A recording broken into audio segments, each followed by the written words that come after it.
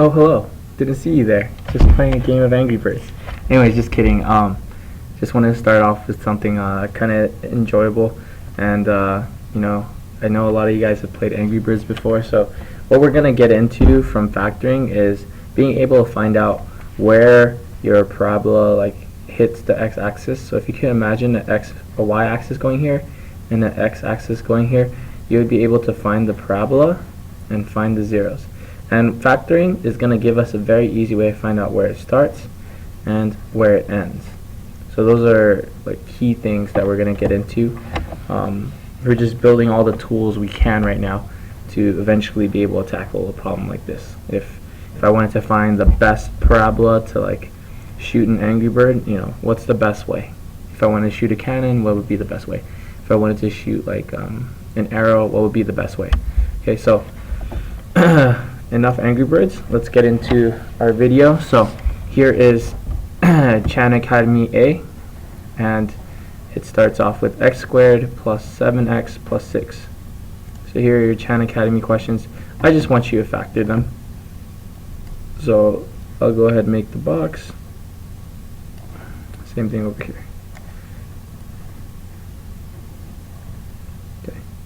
Alright, so I'm going to go ahead and go over A and B in this video. Alright, so in A, we have x squared plus 7x plus 6. And what we need to do is move these around so it becomes a rectangle. Then it becomes factorable. Once it's in the shape of a rectangle, we're able to figure out its height and width. Right now, it's not really in a rectangle. So what I could do is do something like this. Right, and I want to move it just like that. And suppose I said, oh, I'm going to try 2 first.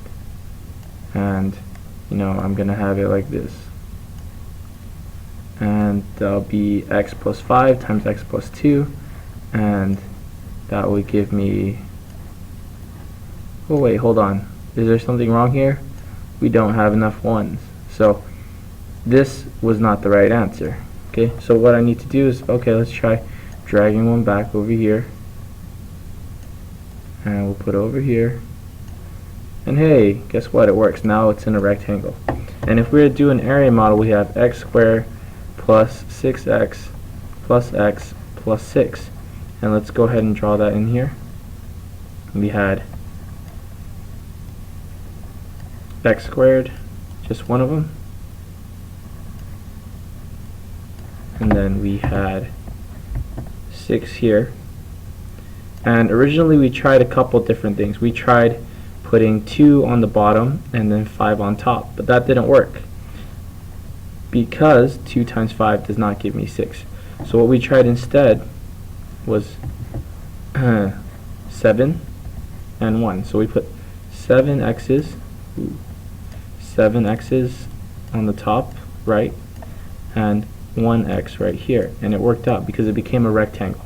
Now what we did is we were able to create a factor. We put it in a rectangle so we could factor it. And what we can see is that the height of it, looking back at our algebra tiles, is an x and a 1, right? That's the height. That's one factor. That's the height. And then our width is a width of x plus 6. So those are the two factors. And let's go ahead and write it back out. The height right here, this was x and plus 1. And on this part, on the width, we had x, and I just realized I messed up. I'm sorry. Right here should be 6. Okay, plus 6. I know you guys are going to yell at me and tell me in class that I'm no good at making videos. And okay, alright, yeah, I know I'm not that great. Alright, so here's x plus 1 and x plus 6. So I multiply these two things and I'll have my factors. Right, y equals x squared plus 7x plus 6 is the same thing as y equals x plus 1. Oh, where did that come from? X plus 1 times x plus 6. Okay, because if we multiply these two out in area formula, we would get x squared plus 6x plus 1x plus 6. Okay. Alright, so what I want to do now is attempt to do it on this one without using my algebra towels. And what I know right here is that I have x squared, and I know that when I multiplied it out, my bottom right hand corner gave me an 8. So I need to think of two numbers that are going to multiply and give me 8. And let's try 1 and 8 first. Well, if I had 1x and 8x and I combine the two together, that would give me 9x, but that's not what I want. So let's try another factor. Let's try what else can I do? 2 and 4. So I'll do 2x and 4x. Let's see if that works. Well, yeah, 2 times 4 would give me 8. But the only problem is when I add 2x and 4x together, I get positive 6x.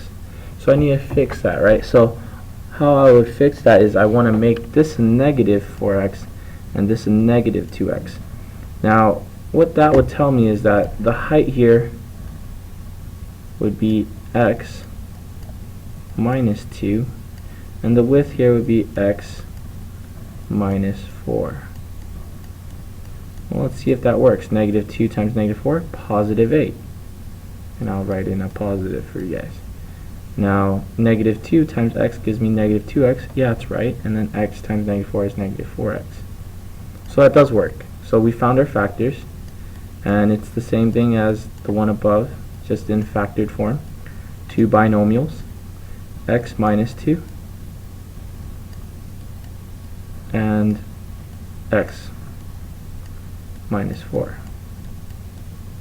So ultimately what you're doing, as like a summary, is you are looking at these two boxes right here, this one and this one, these two boxes, and you're saying, well, these two numbers have to multiply to give me this number, and these two numbers have to add to give me that number. And what you should have in your notes is something to the same. Okay, now some of you guys might have learned like the diamond method or the X method, and it's really just the same thing. I just don't want you guys to have like a bunch of different things. I just want to stick to like the few models we have. So we're going to stick to this area model. But if you want to know how it would look like in the diamond model, it's the same thing. You say 8, two numbers multiply give you 8, and then you put your b on top, negative 6. So you're trying to say, I have two numbers right here. They're going to multiply and give me 8, and they're going to add together and give me negative 6. And if you looked it up and thought about it, you would have tried like 1 and 8. 1 and 8 do multiply and give you 8, but 1 and 8 added together give you 9, which is not right. So then you try something like negative 4 and negative 2, and this would work because negative 4 times negative 2 is 8. Negative 4 plus negative 2, negative 6, so that would work. And that's also called the X method if you guys want to use it. But I just want to stick to this area model since we've been doing it. I don't want to give you guys anything new or make you guys more confused by giving you something that hasn't been similar to what we've been doing. So I want you guys to stick with this area model, and these things are the ones you want to fill out. But you're just going to have to think about it as to what two numbers can multiply and give me 8, and then will these two numbers added together give me this number, b. Okay, that's what you have to do. Okay, so we're going to practice factoring again when I see you guys. I've said next time we're going to look for zeros, and we're going to be able to say all these different things about the parabola once we're able to do that, and we'll be able to finally take all the tools we've taken or have received, and we're going to be able to like talk a lot about like things that are shot up in the sky, things that are falling. You know, a lot of things fall in a parabola shape, like you know, when Kobe Bryant like shoots a free throw. That's a parabola, right? Up and down. Alright, so that's it for Chan Academy. Sorry it's a longer video. Hopefully you guys get something from it, and I'll see you guys in class.